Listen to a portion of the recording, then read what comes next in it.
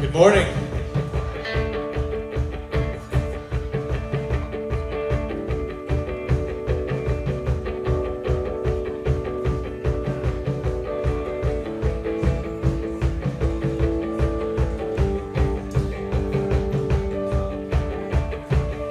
Let's sing together. So we will sing, sing, sing, and make music with the heavens. We will sing, sing, sing. Grateful that you hear us when we shout your praise. Lift high the name of Jesus. So we will sing, sing, sing, and make music with the heavens. We will sing, sing, sing. Grateful that you hear us when we shout your praise. I love the name of Jesus.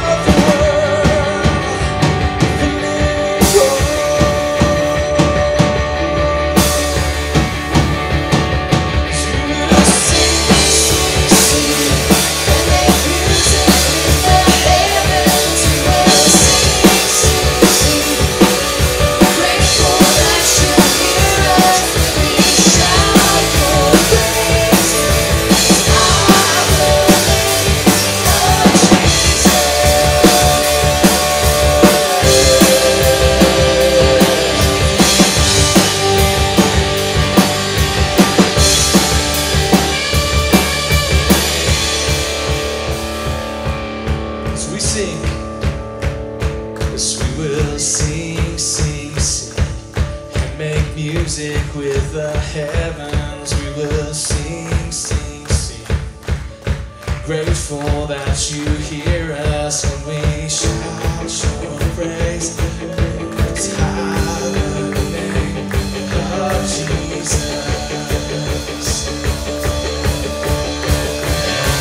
We will sing, sing, sing, and make music with the heavens. We will sing, sing, sing. Grateful that you hear us when we shout your praise. I love the name of Jesus.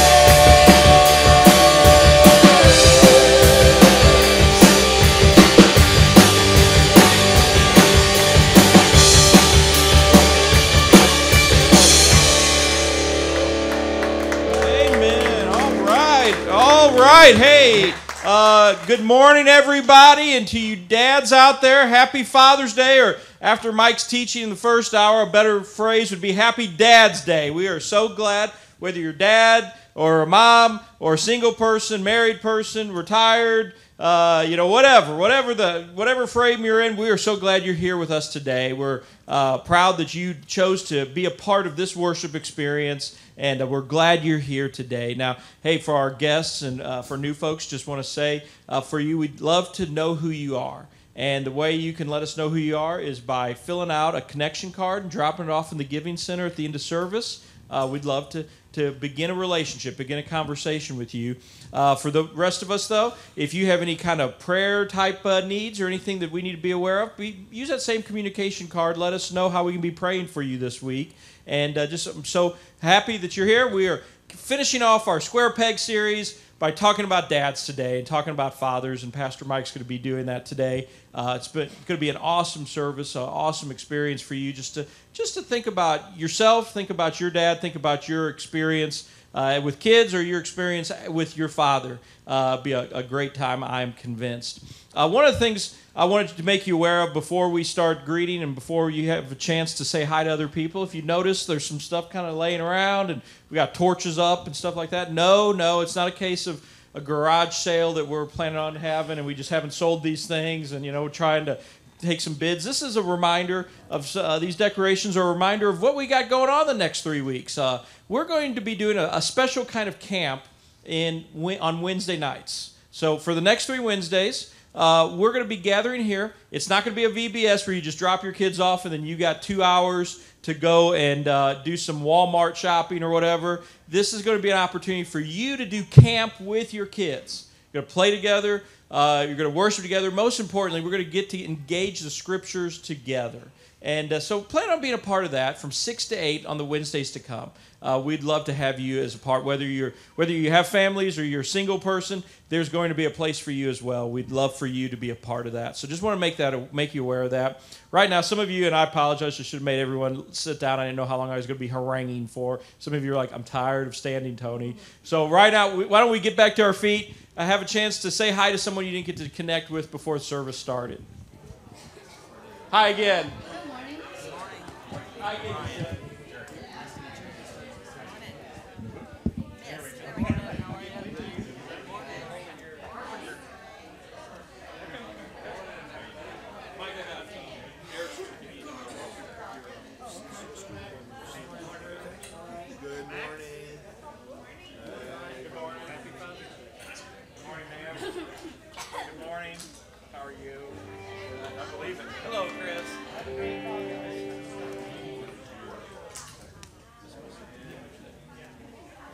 Dana was able to get that. He hasn't done it in my presence yet. She was able to say it. But he won't say it to me. Which is like, he didn't say it. He didn't say it. Let's see.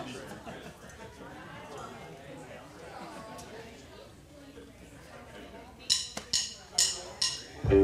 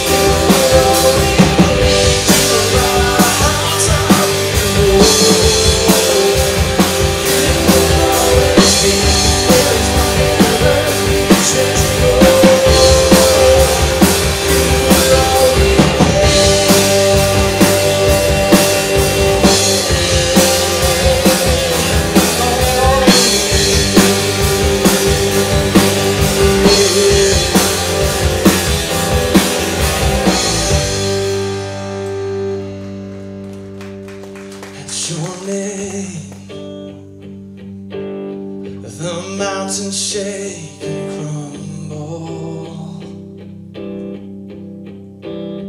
at your name. The oceans roar and tumble at your name. Angels bow, the earth will rejoice, and people cry out.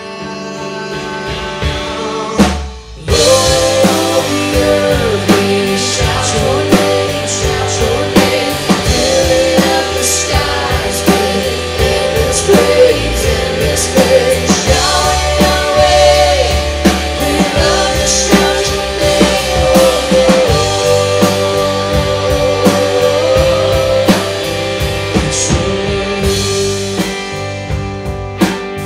the morning breaks in glory.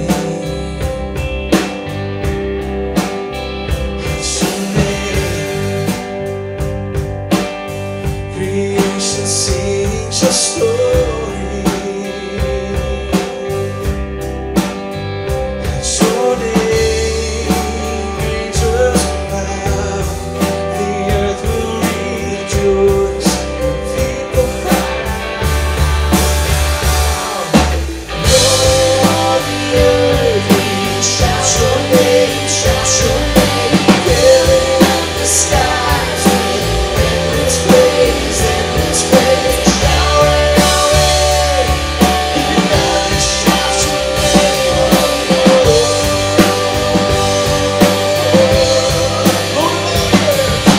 Lord of the earth, we shout your name, filling up the skies with endless praise, endless praise. Yahweh, Yahweh, we love to shout your name, oh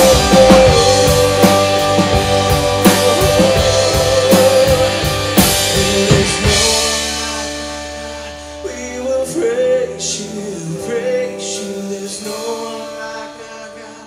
We will sing, we will sing. There is no one like our God. We will praise you, praise you. There's no one like our God.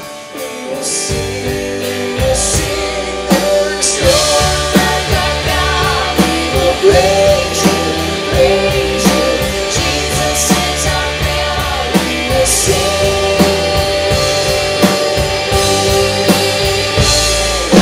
Lord of the earth, we shout your name, filling up the skies with endless praise, endless praise. Yahweh, Yahweh, we love to shout your name, oh Lord.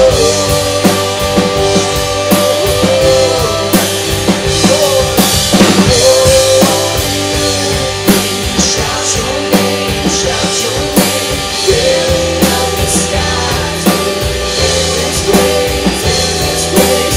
Yahweh, Yahweh, we love to shout your name, oh Lord.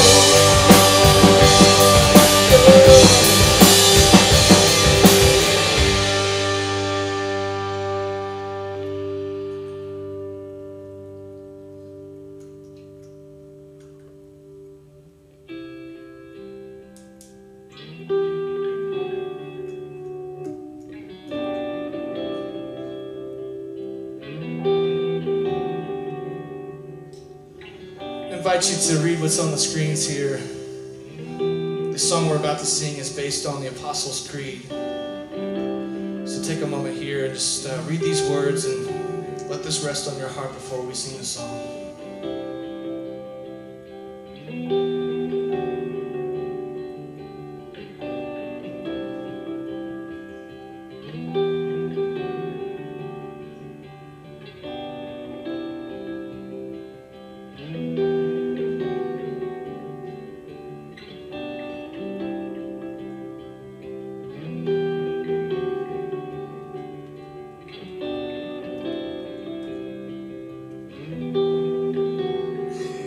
Sing this from your hearts. Our Father everlasting, the all-creating one, God Almighty,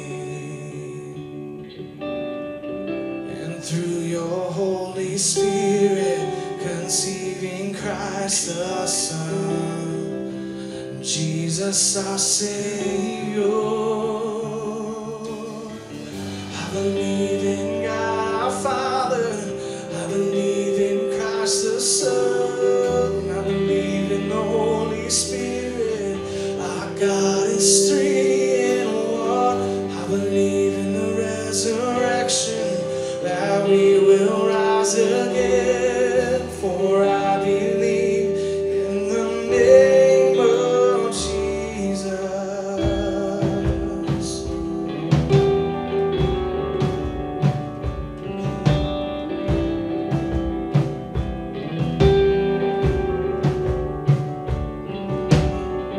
Our judge and our defender suffered and crucified. Forgiveness is in you.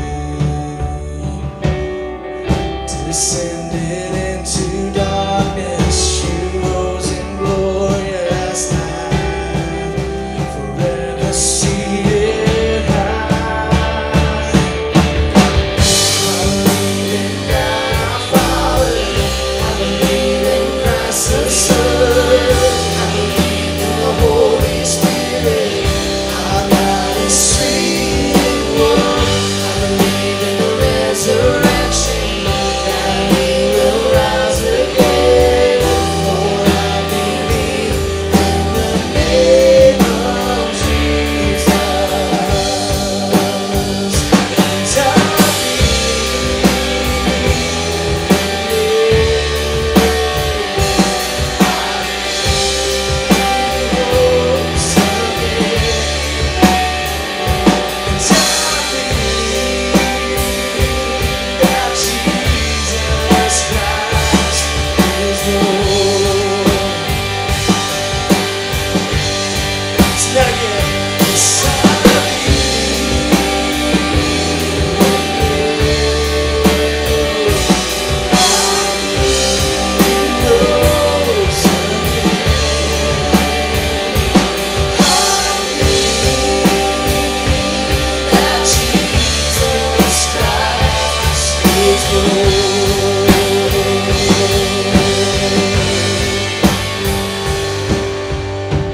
I believe in God our Father, I believe in Christ the Son, I believe in the Holy Spirit, our God is three in one. Sing this out. Resurrection, now we will rise again, for I believe in Jesus. I believe in life eternal, I believe in the virgin birth, I believe in the saints' communion, and in your holy church. I believe in the resurrection, that we will come again, for I believe in the name of Jesus. For I believe in the name of Jesus. For I believe in the name of Jesus.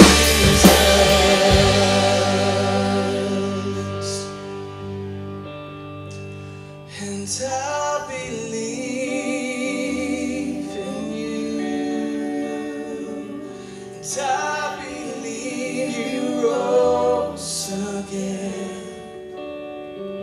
Yes, I believe that Jesus Christ is Lord.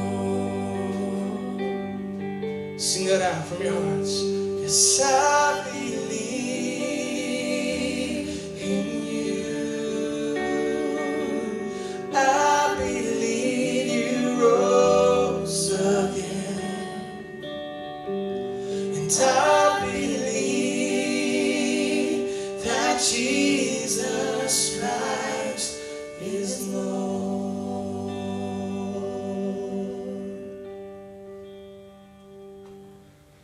As we move through the service in these moments, we'll spend a few of these moments talking to God in prayer.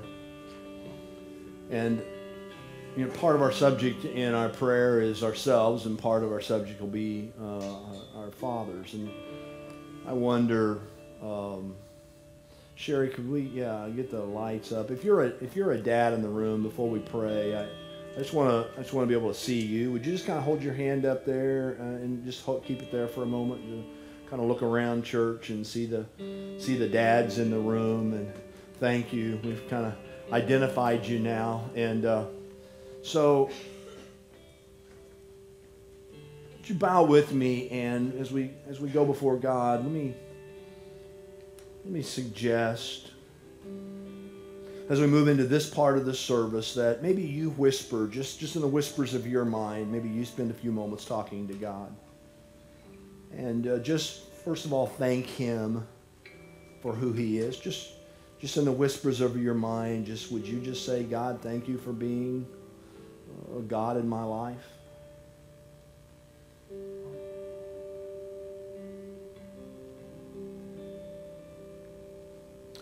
Would you ask Him, just in the whispers of your mind, would you ask Him just to kind of search your heart and see if there's anything this morning you want to lay before Him or need to lay before Him, just as an act of worship? Confess some things or ask for wisdom for some things, just in the whispers of your heart. Just speak to Him about your own life this morning.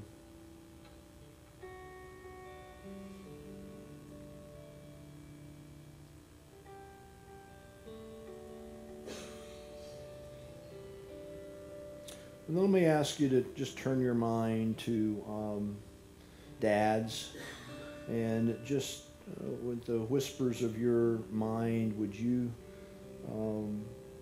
thank God for the people in your life that have been dads to you? Maybe it's your dad, or maybe you don't know your dad, or it's not your dad, it's somebody else, but somebody that's been powerful in that role to you. Would you just whisper a prayer of thanks to God for them and pray for them in this moment?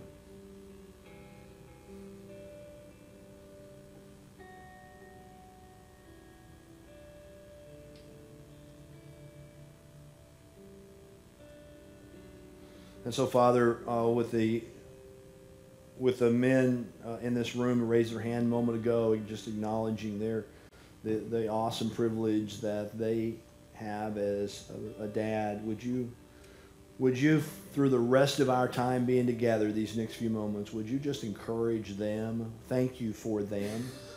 Thank you for who they are. Thank you for that they're in this place today. They're online, maybe listening on a mobile phone, or thank you for them. Would you encourage them? Would you bless them? Would you strengthen them? Would you encourage them? Would you give them wisdom? May they know, Father, that may they know your love. May they sense your love and your grace today, we pray. In the powerful name of our Savior, Jesus. And everyone agreed and said, thank you. Thank you. Be seated.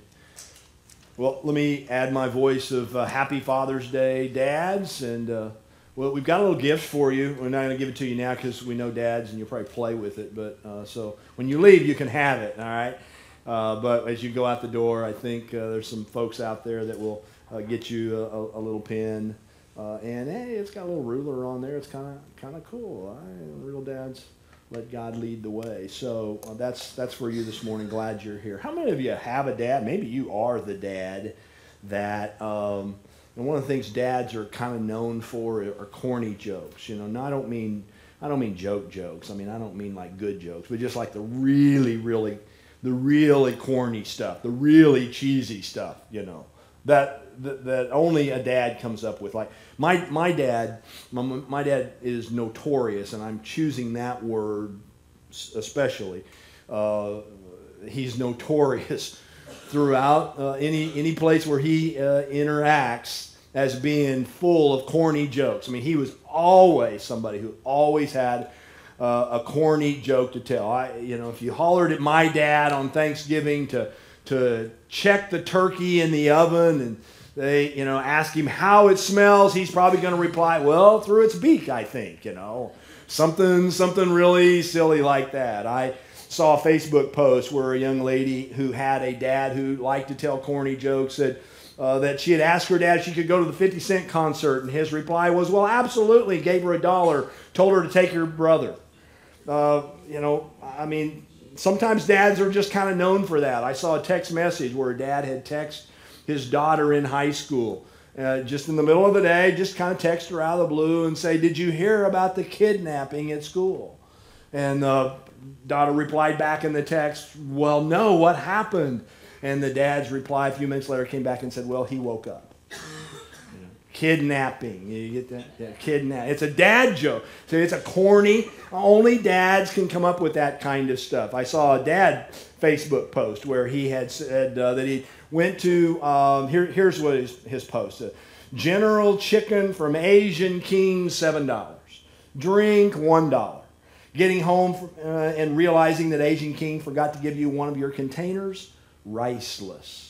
Riceless. It's a dad. It's just a corny dad jokes, and it just sounds like something that my dad would say. I saw another Facebook post from a dad who said, I remember the first time I saw a universal remote control, and I thought to myself, this changes everything. Yeah, changes everything. It's a dad joke. A young lady posted on one of her social media accounts. She said, I've got some kind of allergic reaction going on, and my face is breaking out in a bad rash, and my mom is freaking out and wants to take me to ER. And my dad was like, let's not make any rash decisions. And we high-fived each other, and now mom's freaking out. I thought this was classic, and this would be my dad. Someone wrote about visiting their grandfather, so this is the granddaughter that's writing this, and visiting her grandfather who was really ill in the hospital and not very responsive. And here's what she writes. She said, we were seeing him in the hospital, maybe for the last time with our family, and at some point my aunt asked all of us who wanted coffee. And we counted the coffee drinkers among us in the room, and my aunt said, okay, I'll bring a full tray. At that moment, my grandpa lifted his head, maybe for the last time, and said, rather bring it in a cup. It's so hard to drink from a tray.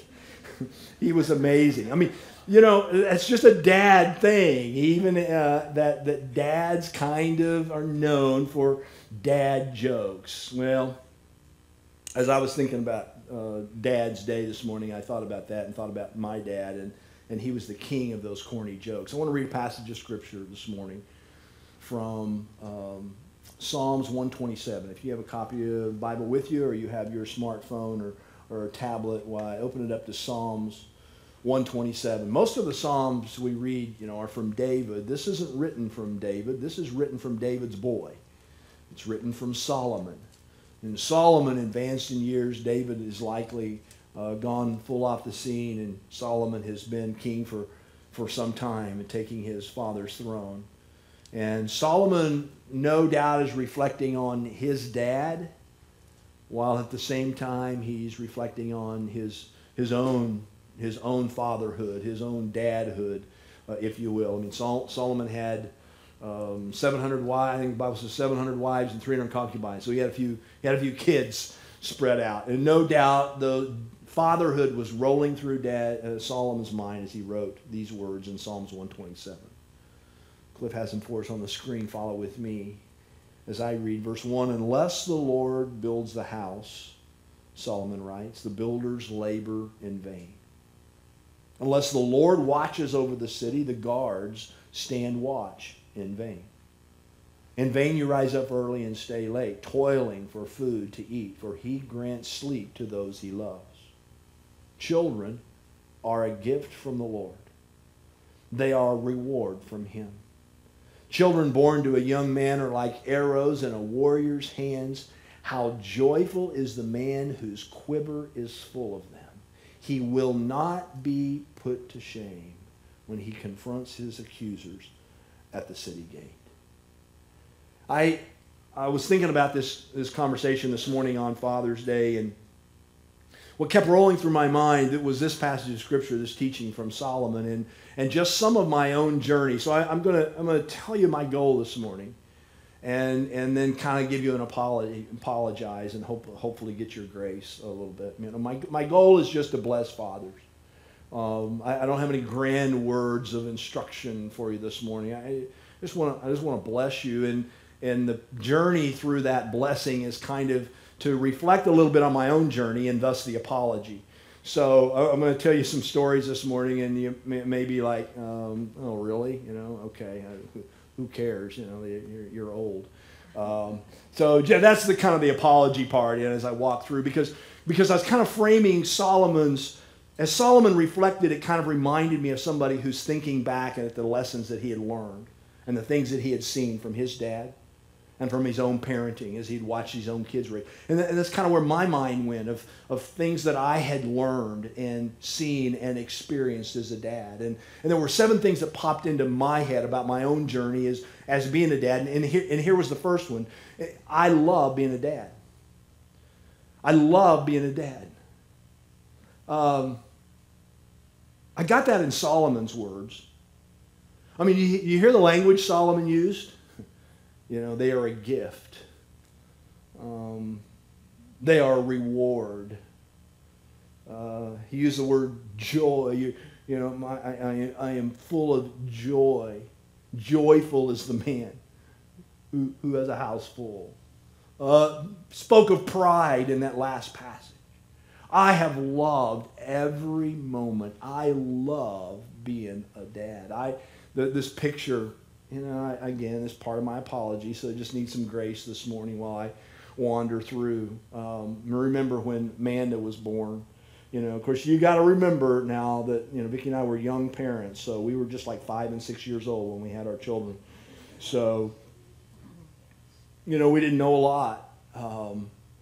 And I remember when we went to the hospital. Amanda was born at Cox North. And we got to the hospital. Now, this was back in the day. I know today it's no big deal that you go in the room. And, everybody comes in. You sell tickets, and everybody comes in the room. And, you got the aunts and the uncles and the cousins and the nieces and the neighbors. They're all in there. And you bring a film crew in. They got 3 camera shoots and all that going on. But back in the day, that wasn't done. To go into the delivery room, that was pretty cutting edge, pretty new. And we were going to have the opportunity. We talked to our doctor, and he was okay with it, and we were going to have the opportunity to go into the delivery room. And that was, that was going to be just really, really special. And I remember being in the waiting room while Vicki was back in delivery. And Amanda was a month late. They don't do that today. She was literally a 10-month baby. We know when she was conceived, and she was literally a 10-month baby. And today they wouldn't do that. But so I remember and we were a little nervous about that. It was getting a little bit. It was getting to the point even in that day that the doctor was getting pretty concerned. And even though he wasn't yet obviously ready to pull the trigger and do anything different. We were a little concerned, and so I remember sitting with Vicki's folks in the delivery room, or in the waiting room actually, and they came out. They told me they'd come out and tell me when it was time for me to go in. Well, they came out and told me, okay, it's time. Well, I'm thinking. Remember, I'm like 5 and 6 years old, so I'm thinking, so like it's time, like I got to get there fast. And so they said, and they hadn't told me this before, so they said, right back over in that corner, there's a room with there's a closet, and you go in there, and there's a gown, and there's like an instruction sheet or something in there, and put all that on, and then come on in when you're ready. And I'm thinking, oh my gosh, I've got to get dressed, and she's going to have that baby before I can get in there. So I fly in that room. Well, I never. When you're that young, I never put any of that stuff on before. So I'm pulling it off the shelf, and I got this gown on. I put it on. I tied it in the front. I know now you're supposed to tie it in the back, but I tied it in the front. And I had this little hat on, and I stuck it on my head. I don't know. I think it was like, I didn't tie it, but I don't know, the strings were in front or off to the side or someplace. I don't know. And then they had these things you're supposed to put on your feet, and I'd never put those things on before, and I kept trying to stretch them and smash them on there. And finally I got it on. On one foot it broke through, and I had the toe sticking out, and I had this floppy thing back here. I had them on backwards, but I didn't know it at the time. And I finally got into the room, and Vicki was I mean, she was in so much pain. My wife, bless her heart, she had, I mean, again, remember the time. She wanted to give her kids the absolute best opportunity they had. And so she had made the decision, and I mean, I was agreeable, but it wasn't anything I had to worry about. She made the decision she wasn't going to have anything. I mean, no drugs, no blocks, no taps, no nothing, okay? It was just completely natural childbirth. And she's 10 months. Okay? And so she was so much pain. I remember when I finally got in there, and we had plenty of time as it turned out, but she was holding my hand, and literally, I mean, I'm not kidding. I'll be happy after the service to show you. I still have a scar right here on my thumb where she had a hold of my hand, and she was digging in, as every contraction came along. I mean, she was digging in, and I had blood running down my arm, and I took a wash rag and wrapped it around my arm, and finally she was going to... I remember that like it was yesterday, and this picture was actually taken just as soon as they were in the room and they brought Amanda in. And I remember thinking, I'm a dad. I mean that moment of thinking of the incredible honor. I know what Solomon means when he thought about the joy and the gift and the reward that this is to be a dad. I mean, I have loved every moment of being a dad.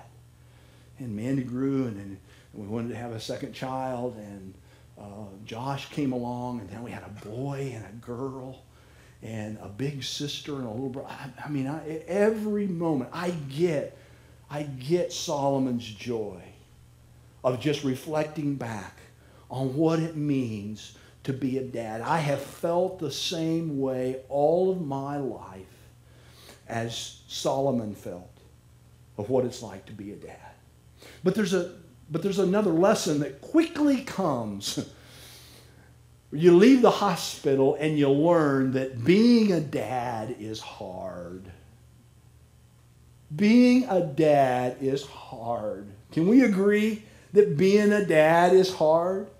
Now, I don't know. Amanda might tell this story different, and that's one of the nice things about, kind of being on the platform. They happened a long time ago, so you can kind of remember the stories the way you want to remember them, and maybe instead of the way they actually were. But this is the way I remember the story. That Amanda and Vicki had done a great job with, just as Joshua was getting ready to come and preparing Amanda to be a helper, to be the big sister and to help with little brother. And she was. I mean, she was incredible. She was such a mothering, a big sister, and one of the things she would do is help give Josh a bath. And Josh wasn't particularly fond of baths, probably like most of us boys weren't when we grew up, and so it was always a little bit of a struggle when it came bath time. Well, Amanda at some point had decided that to help him, get his bath, she would just, if you notice in the right hand of the picture, can you see an arm?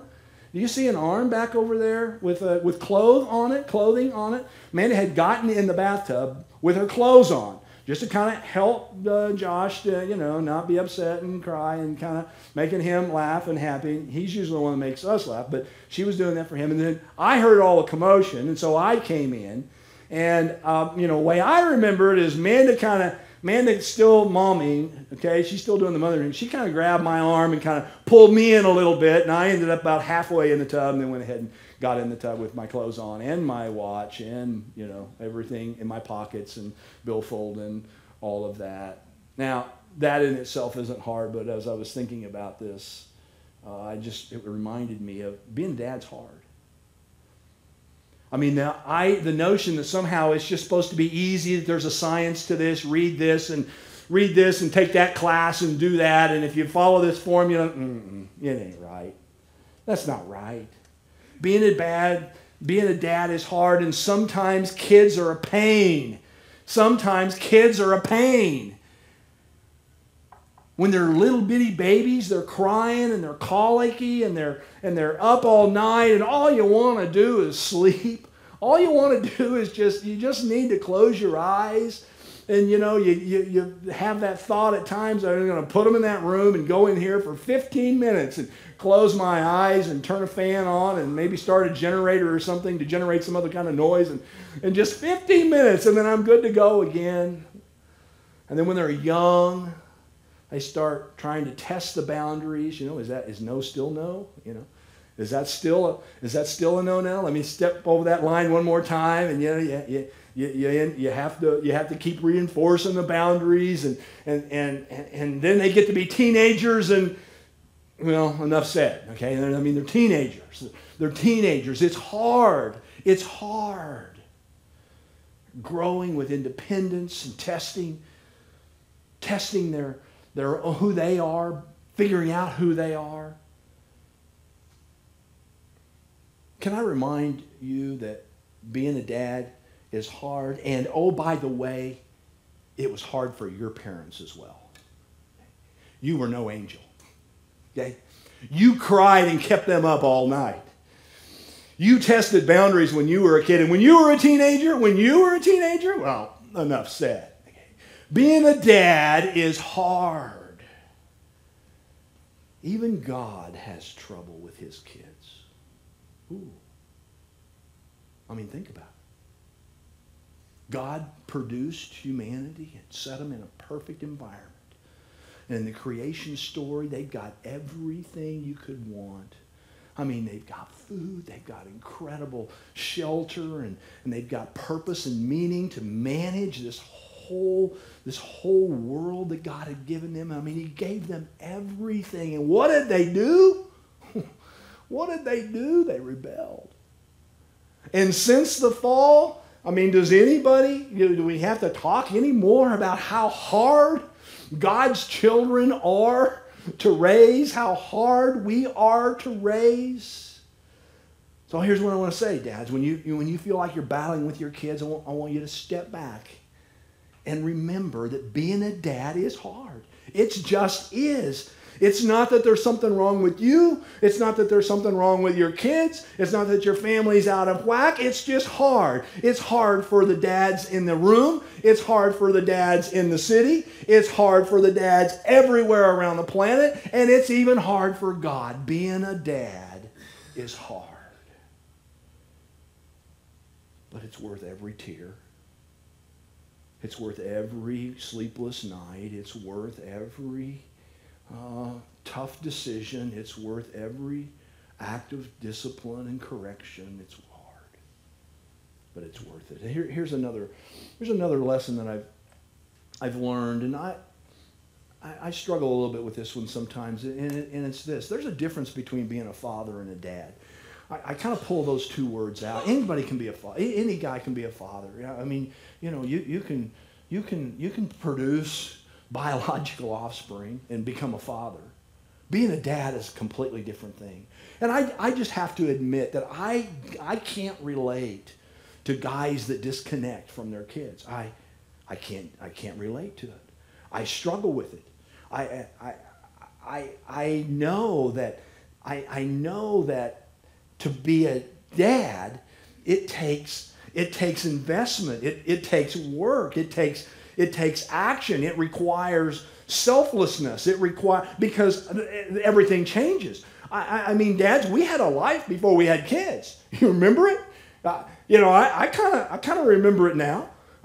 I remember I had a life. Vicki and I had a life before they came along. There was actually stuff that we did, and there was places we went, and there was people I hung out with, and hobbies that I had, and time I had, and I didn't have a lot of money back then, but what I had was mine. We had a life before, but when kids come along, all that changes, and to be a dad, all that has to change. It just does. And it's not a long time. Oh, I know when they're crying all night, it feels like it's forever. But it's not a long time. But there's a season. There's a season when it just has to be hard. It's hard for me. It was hard. It was hard for me. It's hard for everybody in the room. And it was even hard for God. It is hard to be a dad. But it's required. It's required of a father. And I almost become angry at times. I don't know what it is. maybe it's because I came from a broken home. I mean, my dad and I are pretty good now, and we have breakfast on occasion, and he's still, at 70, I don't know what Dad is, 76, 77, I think. He's still a jokester. I mean, corny jokes. Oh my gosh! We sit down, I'll get 20 of them in 1 hour breakfast of a morning. But when he and you know this, maybe you know this, when Dad left us and we were broken home, maybe it's because of that, kind of not having Dad in my life in those teen years. But I struggle with guys that disconnect from their kids. One of the things, I had a guy in my office. We hire a lot of people, obviously, in the organization that I work for, and my directors find somebody that they feel like would be a good fit for us. Why I like a chance to meet him, and it's kind of another interview. And every once in a while, I'll come across a guy that's applying for a job who's moved here, and he's left his kids in some state far away. And I have, from time to time, I've had to be careful. I kind of take that hat off and put this hat on and say, what are you doing? What are you doing? There's a difference in being a father and being a dad, and kids need dads. And whatever the circumstances with mom or with whatever's going on, find a way. Find a way. And I hope that we as a church continue to raise the bar, to help fathers be dads, to help encourage fathers maybe that have disconnected to recognize it's not too late. It's not too late. And my dad's a great example of it not being too late. Here I am in my 50s, and he's made overtures and reach out, and we've kind of reconciled and having and get together once in a while and have burned some old bridges, and that's good. It's never too late. I hope we can help raise the bar, so that fathers understand that there's a difference in being a father and a dad. A dad takes time. A dad takes investment. A dad takes selflessness, putting aside what you want for the benefit and the value of your kids. Here's something else I've also learned. I've also learned that dadhood, and I'm going to kind of land on that term because fatherhood's too generic, but dadhood, to be a dad, really does, it's a team sport. Dadhood's a team sport. I like this picture. Sports, I use sports all the time for a metaphor, and this picture kind of was a good one to get the sports metaphor. We're kind of a sports family. Amanda grew up and it was fine arts, it was music, and it was theater, and it still is. It's a theater. Josh grew up and it was all sports, and it was baseball and basketball, and then high school came along, and midway through high school it became all basketball, and then through college basketball. And this was actually a picture taken in 2006, right after the college team that he played for won the national championship. And it's not a great picture, but it's a great moment. It's a good picture of Vicky, horrible picture of me, but it's a great moment. And it reminds me, the sports metaphor reminds me that fatherhood, dadhood is a team sport. And here's what I mean by that. You better have God on your team if you're going to go into dadhood. As challenging as this task is, one of the sad things about this culture that we live in is somehow we have let the enemy and culture and society and all the other influences kind of convince us, subliminally or not, maybe more overt on the front of our mind, that somehow paying attention to spiritual things in our life is not masculine. That somehow paying attention to God, which is just the opposite is true. It takes a man to be able to lean into a father's counsel and learn from the wisdom of Father, particularly God Father. But somehow we have, as a male species, as men, we have allowed ourselves to be seduced into thinking that there's something feminine about that or non-masculine about that. But I'm telling you, if you're going to be a dad, you better have God at the center of your life. You better be leaning into Him, because it's hard even with Him at the center. To figure it out, to make the decisions and make choices and to make plans and to lead a family. God better be on your side. He is the architect. He is the designer. He's the one that created the plan that allowed you to share His name. Father. When I began my prayer a while ago, I spoke to God as Father. I get to be called Father.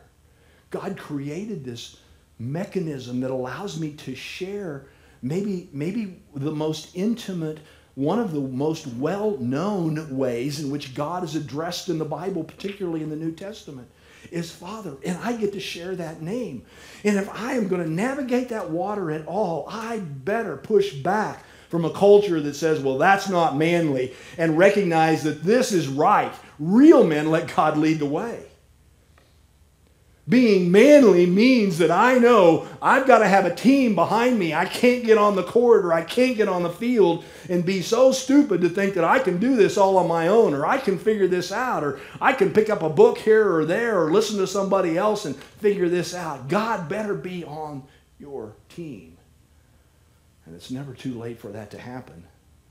And then the second thought here with this dadhood as a team sport is, and I want to say this, I hope I can say this clearly, that I applaud. I grew up part of my life with a single mom. I honor single moms. When my dad left, my mom worked 2-3 jobs to try to just keep the lights on and rent paid. And I watched that happen, and I tried to help as the oldest in our family, but I applaud single moms. I love single dads. Man, if you're a single dad and you're drilling into your kids and trying to be a dad, not just a father, then you got my 100% support. How do I help? But having said all that, there's a reason that God's plan is for a mom and a dad with their raising their children. There's a reason, because it's a team sport and they need each other.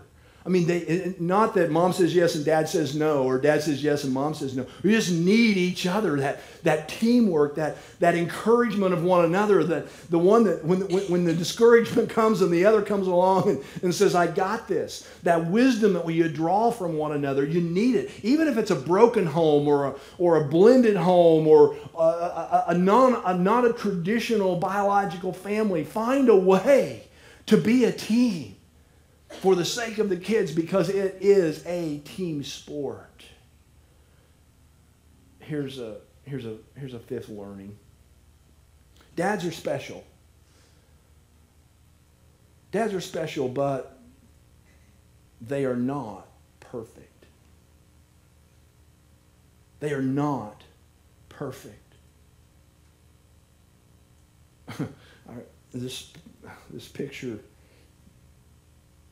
When Amanda was her first birthday, so she was 1 year old, and we were talking about this earlier in between services, because I told this story in the first hour, and I think Peggy Sanders reminded me that when kids are before they're up to 1 year old, they don't eat much solid food, and then they kind of pass that one. I think I'm saying right. Anyway, I was like, wait, we did it, but then they get where they're eating a lot more solid food and stuff. So our first birthday, we've got Vicky. Vicky's my wife is an incredible hostess, and you know that. I mean, you can even look at the table there in our little old house and see the forks, how they're all laid out there in a nice little row. And so she had planned this big first birthday, our first birthday party. Now remember, give me grace. Remember I'm just like 5-6 years old here when I'm having my kids, and so we had a red velvet cake, and everybody was in there. We got grandma and grandpas were in there and had streamers, and Amanda could have cake, and so I was feeding Amanda cake, and I fed her cake, and I fed her cake, and I fed her cake. And we had a great time, and she opened her gifts, and it was a wonderful party. And then everybody had gone home, and Vicky had cleaned everything up, and we put everybody down to bed. Amanda put Amanda down to bed, and we'd gone to bed. And I don't know how long it'd been, but sometime in the night, probably not very long, we'd been in bed, and we both woke up. It was one of those just you're asleep, and then you heard something. Both at the same time. And we heard it again. We sat up in bed, looked at each other and went, boom, flying into the other room. Something wasn't right. We threw the light on in Amanda's room, and the moment the light came on and lit up the room, all we could see was her crib. Now, I don't know what they have now, but back in the day, it was a rectangle crib, and it had this pad all around the bed on all four sides, so they wouldn't bump their head or roll out or whatever. I don't know. It was there for some reason. But anyway, so you couldn't really see her when you first walk in, and there's a crib over there. But what we saw was red. We turned the light on, red flying about 3 feet feet in the air. And my first reaction was, oh my gosh, she's throwing up blood. My baby girl's throwing up blood. We're over there, and Vicky comes over, and I'm panicking. Vicky's got control, and she comes over, and she knows what's going on, and she gets her cleaned out, and where she's throwing up cake, his dad just kind of kept feeding her cake and feeding her cake.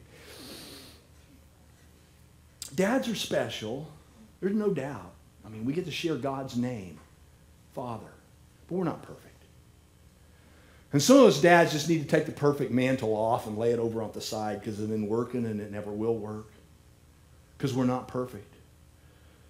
When they're babies, when they're teens, when they're kids, testing boundaries, when they're adults, we're not going to get every action right. We're not going to get every decision right. We're not going to get every choice right. We're going to come up short. We're going to make bad decisions. Some of it out of ignorance, some of it out of, whatever. We're just not going to get it right all the time. And hey, you know this. There's no shortage of people to give us good advice about our kids, right? I mean, you got pastors and you got in-laws. What more do you need? To have good counsel about your kids. There's always somebody. But here's what I want to say to you. As good as that counsel is, and now we got, zillion books, and we got conferences, and we got all kinds of stuff. As good as that stuff was, and listen to me, when we knew we were going to have kids, and when our kids were little, Vicki and I drilled into everything. I mean, we wanted to be the perfect parent. We look around and see other people, and they're not paying any attention to their kids. They're not doing right. We're like, we're going to be the perfect parents. I mean, we're going to study. We're going to learn. We're going to go to school on this. We're going to be the perfect parents. There's no shortage of people to give good advice. And here's what I would say to that. Listen to it. Listen to it. And then do what seems best in God's eyes. Listen to it and then do what seems best in God's eyes. And you won't get it right all of the time. But you'll get it right a lot of the time. And let the times that you don't, pick them up and do what you do when we make mistakes. Because look around the room, and every person you see in here is broken and flawed in some way. And even dads as being dads and on our dadhoodness, we are imperfect. We are flawed. We are broken. We're going to get it wrong. We're going to mess up. It's part of being a dad. Don't hold yourself to the standard of perfection. Don't hold your dad to the standard of perfection. Now, I want to say, I know that there are people who have experienced incredible harm from dads who were off track and didn't understand God's ways and heart and whatever else. And I get that. I'm not discounting that. I've already declared. It makes me angry when fathers can't figure out how to be dads. I've already declared that. So I get that. And I've had to journey through here. There comes a time when you just have to you got to decide. Pastor Dave, a number of weeks ago now, shared a talk that I would invite you to go back about forgiveness. And oh my gosh, it was so powerful. As he talked about forgiving, I believe it was his mom, that he had to come to a place where I had the same issue with my dad. I had to come to a place where I came to a place where I just had to let him off the hook. I didn't forget it all, and it didn't make it all go away, and it didn't erase all the consequences, but I came to a point where I had to let him off the hook. Some of us need to hear that dads aren't perfect. Some of us dads need to take off the perfect mantle because you will never live up to that standard. If you could get it right every time, if you could get it right every time, you still wouldn't produce perfect children. Do you hear me? You know how I know that? Because God, who was perfect and set his children in a perfect setting, still has broken kids. Me, I'm one. Probably all the rest of us in here as well are broken in some way. We all are. So dads are special. Fathers are special. We are not perfect. Take the mantle off. If God can't do it, I don't know. That almost sounds bad to say in a message, but the reality is God's children are not perfect. We are not perfect. We have defied him. If that's the case with his creation, it will be the case with ours. Take the perfect mantle off. Here's learning number 6. Letting go. Letting go. Wow. was both glorious and gut-wrenching. Glorious and gut-wrenching. This is a picture of Amanda's college graduation. I had another picture picked out, and I was afraid she wouldn't like it, and I didn't want to embarrass.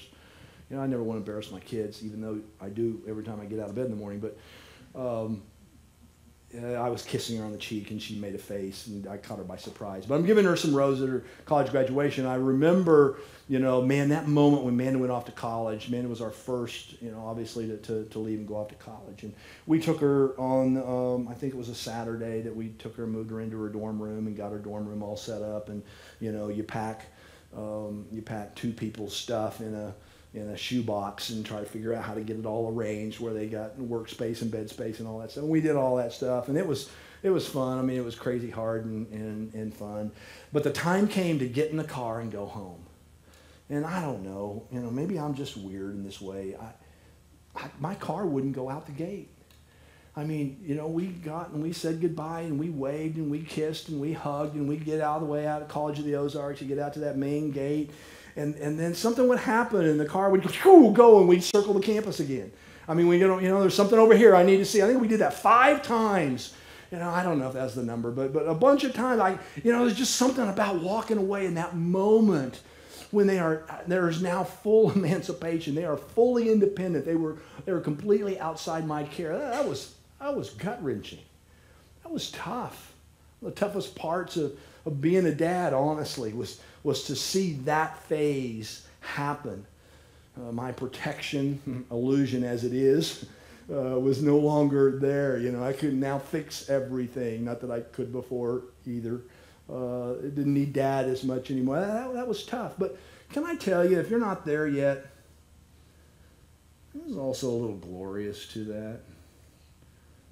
Because here's what happened. Josh left, went to college. Adjustments were made, and time passed, and we didn't have any kids around anymore. You know what? We had a life before they came around, and suddenly we've got it again. I mean, we did stuff that we hadn't done in about 25 years. It was kind of fun. The bedroom's become an office, you know. Schedules kind of lighten up a little bit. Grocery bill goes down some. Pretty nice. You can go out to eat and not have to take out a loan. You know, a little more mommy and daddy time. I mean, hey, you let him go. Kind of both gut-wrenching and a little bit glorious. Here's the last thing I'll say. And I think Solomon was kind of reflecting on this one as well. I've learned that you never stop being a dad. You know, it doesn't matter whether they're 18 or 28 or 38 or I suspect, 48 or 58. It doesn't matter. You never stop being a dad. You're always dad. And in realizing that, as a picture man and Josh gave Vicki and I for Christmas, an incredible gift. A couple years ago, 3 years ago, something like that. It reminded me, here's why this lesson was so significant to me as I was thinking about Solomon. It reminded me that I think I understand now more than I ever did when my kids were younger what God feels like with adult kids. Now that I have adult kids, I understand God's heart, how he breaks for me when I wander off. Before, they're teenagers and you still got some say. You still, you can still get the car keys when you need to get the car keys. They're children. They can still get the grounding when they need to be grounded or whatever, time out or time in or whatever that. We didn't have that then, but whatever that is, Back then you got that. As an adult, you don't. You're at the mercy of God and what you've tried to say through the years. And I recognize that's the way God is with me. That's what free will is. He has given me the ability to love him and to honor him and walk into his ways or not. And because I'm created in his image, I have that choice to make.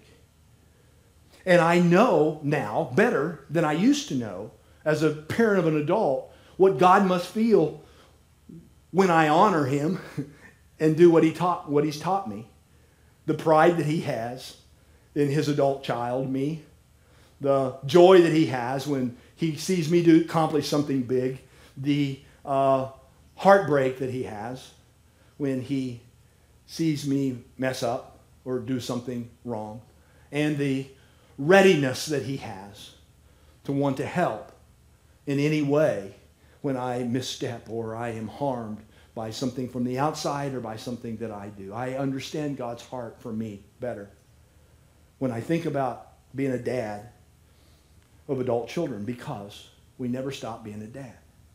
And he never stops being a father. And even though we're grown-up kids with minds of our own, he's been teaching us and training us and showing us his ways. He's given us some instruction in his word. And he stands ready as a father of an adult child, celebrating our successes, blessing those things when we lean into him in the right ways, loving every ounce of relationship we give him. I mean, every ounce of relationship we give him. The simplest conversation, the shortest interaction, just the acknowledgement of his presence from me. I now know how much that must bless him. And I know that he stands ready when I've wandered off the wrong direction to restore me. He can't make it all go away. He won't make it all go away. My consequences are my consequences, but he stands ready to bless me, to embrace me, to love me, to set my feet back on the right path, and to give me everything I need to go the next mile. I don't know. Dads, I guess, as I said to start, my heart this morning is to bless you, to thank you for sharing God's name, for tolerating my wandering through my own fatherhood, and to remind us all that God's great love for us as adult children never ends. It never ends. So dads, thanks.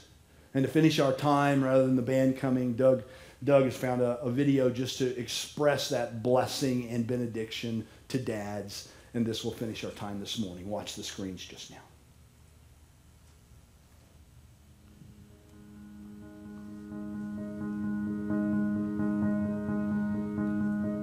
And now, as you go into your world, may you love your children like God loves his children. May you find your identity in being a son of the only perfect Father.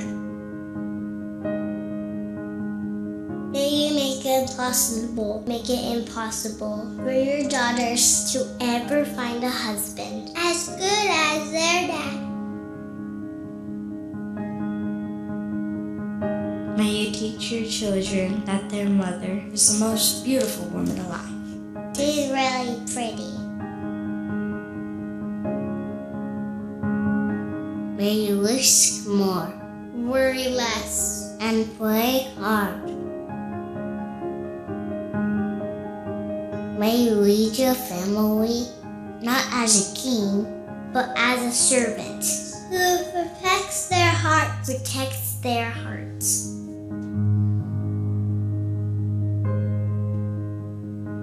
May you laugh at the little things.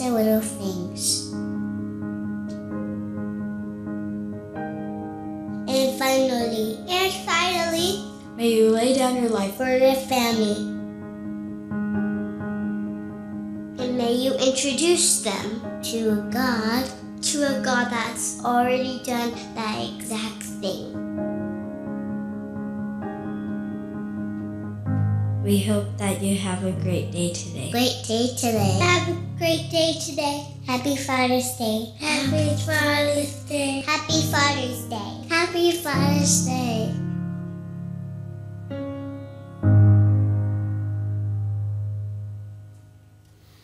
May you have a blessed Father's Day. Don't forget to grab your gift as you head out the door. See you. You're dismissed.